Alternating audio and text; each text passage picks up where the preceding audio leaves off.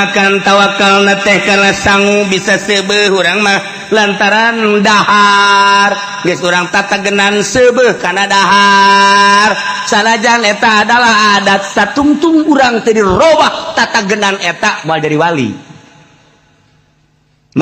moal eta kudu dirobah ku urang khariqun lil adat urang teh kudu ngabedah adat tu tata dina mun teh mah teu dahar lapar kuari mah dirobah ku urang ulah dahar Aing coba lamun urang terus beda dahar bae dahar mal jadi wali moal penting urang teh ieu teh lamun teh hees waduh bahaya sebab ieu jadi adat kebiasaan urang teh kudu sare lamun teh sare 8 jam cak dokter mah 8 jam sampai sapeting teh atuh bea aku ngees bae eta mah atuh nek kira maca sholawat atuh ngees deui. Nah, dibuat urang ulah sare geus sayangnya. Bagi saya etik bae. Kok bisa kok situ kebel-kebel dirobah adat teh nu biasa sare teh henteu, nu biasa sare ulah, nu biasa sare henteu. Nah eta teh sebab naon dirobah kitu mah hese katawakkalan urangna ka Allah Gusti. Ja Gusti teh nyieun seubeuh teh sabab sangu. Ayeuna atuh bantak naon Gusti nyieun seubeuh ka abdi henteu kudu make sangu ja Gusti mah maha sagala-gala.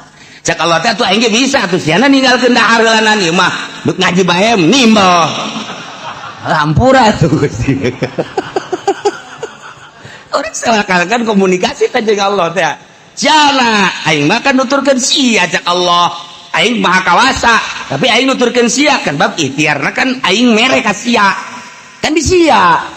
Keke Allah ikhtiar sia. Nah, urang komunikasi sakan jeung Allah. Mulai ku urang lalaunan dileungitkeun adat dahar. Terus ja beneran orang sia dibere ku Allah. Dileungitkeun kurang adat sare. Aing mere kakuatan ka sia.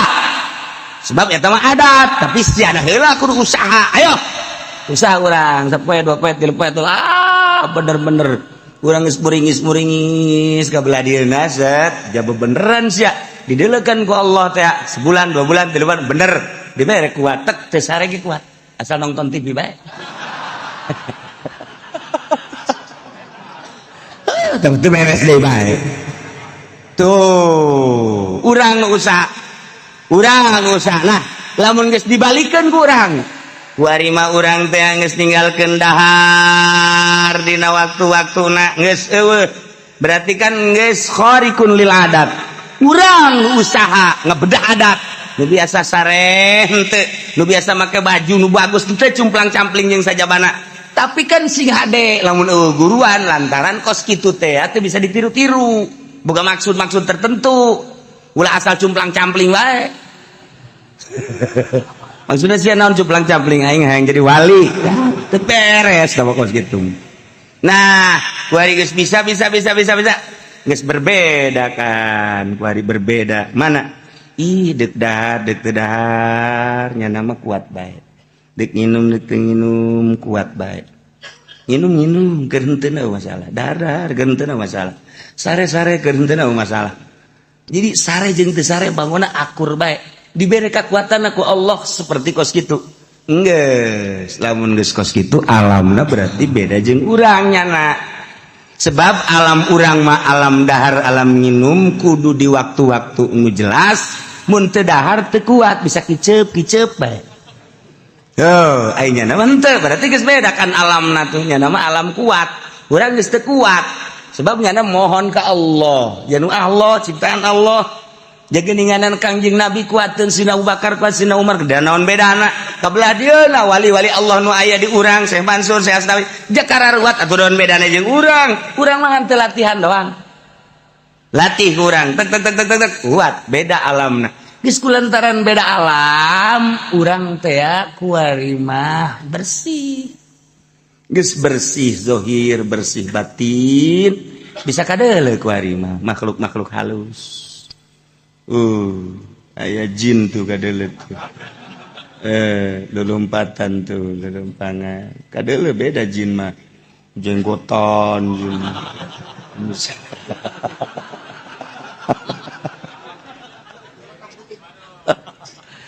bisa kapanggih jeung makhluk-makhluk halus bisa jeung arwah-arwah ieu keur carita. Nah iyalah tawakal. Masya Allah, lamun urang geus tawakal tu Allah, hiji we Allah menang, perang menang. Takeun memeureunanan hese nyaritakeunana lantaran aya perasaan-perasaan anu di luar perasaan nu biasa. Iyalah jelema anu terus salatna anu salat hakikat. Anu salat hakikat mah disebut salat daim, anu geus ngarasakeun nikmatna salat. Jadi salat eta ngeunaheun sakumaha Kangjeng Nabi nyaritakeun bahwa salat eta nikmatna luar biasa. Ngeunaheun salat ialah alladzina yuqimuna shalah wa mimma razaqnahum yunfiqun. Mukmin anu sampurna teh nomer kalimana bagian zahir, yunfiquna mimma razaqnakum, nyana mekeunan merean nganapakakeun harta-hartana anu menang pamere Allah di jalan Allah fi taatillah. Lantaran teu ngarasa boga dirina jaya manu aya di leungeun teh ngan sakadar dilewatkeun ku Gusti Allah. Geus atuh ieu lewatna melalui leungeunnya nate berarti seakan-akan ieu harta teh titah dibangunkeun, titah dibikeun, lain urang diempok-empok pake nikmatan ngeuneunahan. Hartana teu eureun-eureun terus bae dibikeun. Iyalah mukmin anu sampurna. Geus eueuh jelema anu teh hese. Urang mah kuari mah mun kakak urang boga mobil, urang henteu. Aju urang nginjem ka kakak teh. Sia emang ka mana? Cak kakak teh. Ibu gua di ka Bogor. Naon?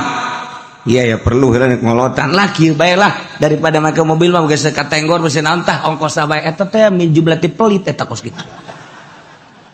Pelit eta kos. Daekan keneh mere ongkos daripada mobilna. Pelit eta kos kitu. Eta dereuskeun eta mah mere. Aya geus teh kudu make mobil kakak mah geus bae ala kadata mere rokok bae. Aduh. Geus teh mah. Wah. Jauh tabaka mukmin kamil, jauh. Di antarana jelema anu moal kapanggih jeung Kangjeng Nabi Qadir teh di mana ya harta nu ngarenggen di imah datang ka isuk moal kapanggih jeung Kangjeng Nabi Qadir alaihi salam. Lamun aya harta ngarenggen di imah urang teh dibagikeun eta teh halang tina kapanggih jeung Kangjeng Nabi Qadir alaihi salam. Jadi lamun hayang kapanggih jeung Kangjeng Nabi Qadir ulah aya nu direnggenkeun deuk sare beakeun kabeh. Tuh.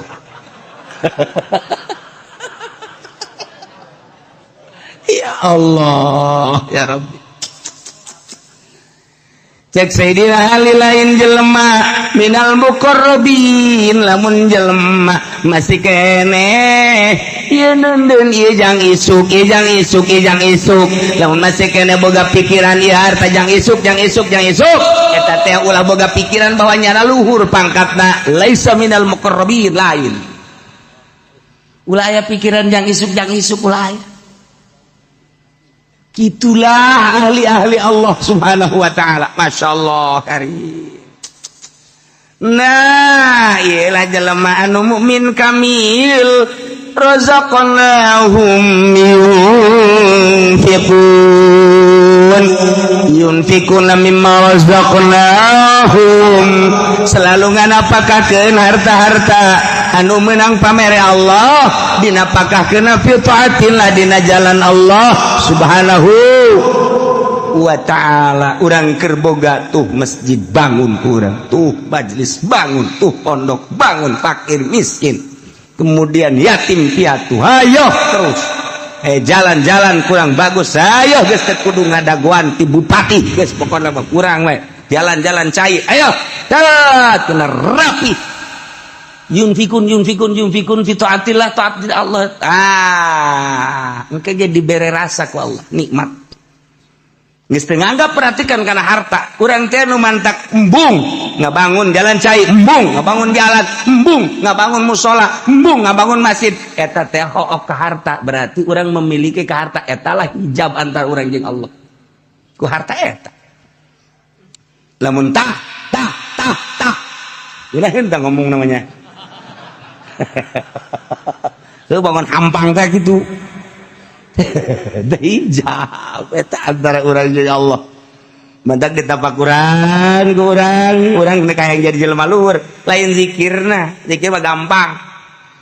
Lain zikir teh mujahadah merangan nafsu, riyadhah ngajar nafsu, tafakur. Awak naon sih duku sia dipake karesep kuari? Naon? Asana sia jadi teu ngeunaheun amat bawa ibadahna.